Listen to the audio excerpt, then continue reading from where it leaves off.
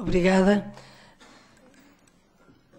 Bem, eu penso que este exercício que está a ser feito de avaliação da Troika é um exercício importante e, nesse sentido, devemos estar à altura do exercício que está a fazer. Não pode ser um exercício burocrático, porque o Parlamento não é um órgão burocrático, é um órgão político e que teremos que tirar daí as devidas conclusões. Não pode também confundir-se com um exercício pré-eleitoral. Nós não estaremos aqui, penso que esse relatório falhará, se assim for, para branquear ou legitimar uns governos contra os outros nos países que foram afetados, ou para branquear ou legitimar as instituições europeias e não europeias que integraram a Troika. E por isso nós devemos estar aqui como Parlamento. E um Parlamento que tem desempenhado um papel também ativo nesta matéria. Eu penso que todos concordamos e os relatores procuram trazer essas questões para o centro do debate. Penso que todos concordamos que houve problemas de organização da Troika, que houve problemas de transparência, mas não foram esses que chamaram a atenção para aquilo que estava a ser o maior falhanço da Troika. E o maior falhanço não está incluído neste relatório e tem a ver com os impactos sociais devastadores que teve nas economias onde a Troika operou. Entendo que não poderemos ignorar essa dimensão do relatório. O Parlamento teve e tem tido um papel, e convém que continue a ter esse papel, de tomar decisões. Até aqui, infelizmente, as decisões tomadas pelo Parlamento ajudaram muito às medidas mais injustas implementadas pela Troika, quando a maioria escolheu sempre decisões que agravaram a divergência, que procuraram centrar-se na condicionalidade e nas sanções, em vez de procurar respostas solidárias. Este Parlamento não ajudou à procura de respostas solidárias. E, portanto, também temos um papel neste processo. Mas, dito isto, o relatório centra-se muito na organização da Troika e eu espero que não venha a ser um instrumento para branquear as políticas de austeridade. O problema de fundo que nós enfrentamos, como referi, é o da austeridade, é o dos impactos sociais, é o problema da política que tem posto sempre os interesses do setor financeiro à frente dos interesses das pessoas e que acha que devemos fazer valer mais e de forma mais vincada os contratos que são celebrados com a banca do que os contratos que foram celebrados com os cidadãos. Há aqui uma injustiça profunda relativamente aos pagadores de crises. O setor financeiro teve uma responsabilidade fundamental e, no entanto, são as populações dos países mais afetados que estão a pagar esta crise.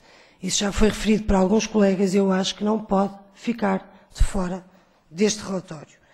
Porque nós não podemos terminar este exercício e dizer às pessoas que o desemprego, que a pobreza, que o aumento das desigualdades foi resultado de uns multiplicadores mal calculados, não foi apenas resultado de multiplicadores mal calculados, tem a ver com as políticas que foram adotadas pela Troika e muitas vezes sancionadas por este Parlamento. Eu continuo a dizer, nós somos um órgão político, não somos um órgão burocrático e, nesse sentido, gostaria de reforçar mais uma vez, este relatório servirá se estivermos à altura daquilo que representamos.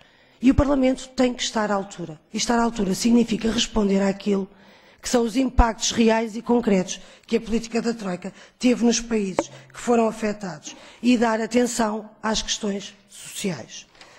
Por último, gostaria de dizer que não me parece que possamos concentrar as falhas da organização da Troika apenas no enquadramento se o Fundo Monetário Internacional deveria ou não deveria ter integrado a Troika.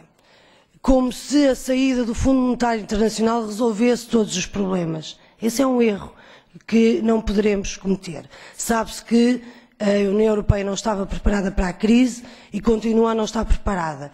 Eu acho que também nos cabe, no exercício de avaliação, fazer alguma perspectiva para o futuro e pensar as alternativas que não estejam reféns do modelo que conhecemos e reféns da austeridade como a única linha de saída, porque essa já se provou não ser saída para ninguém, nem resolver nenhum problema da crise, a não ser provocar mais recessão, destruição social e destruição económica. E, nesse sentido, o papel do BCE é aqui central.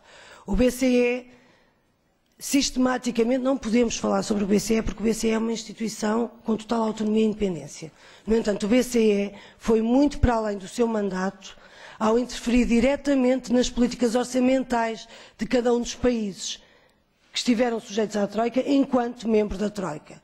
Mas nunca se colocou a hipótese de alterar os estatutos do BCE, por exemplo, para permitir que o BCE possa emprestar diretamente aos Estados a taxas de juros quase inexistentes, como faz à banca, que depois, como sabemos, compra títulos de dívida e faz cobrar taxas de juros elevadíssimas, especulativas, aos Estados que estão em dificuldade.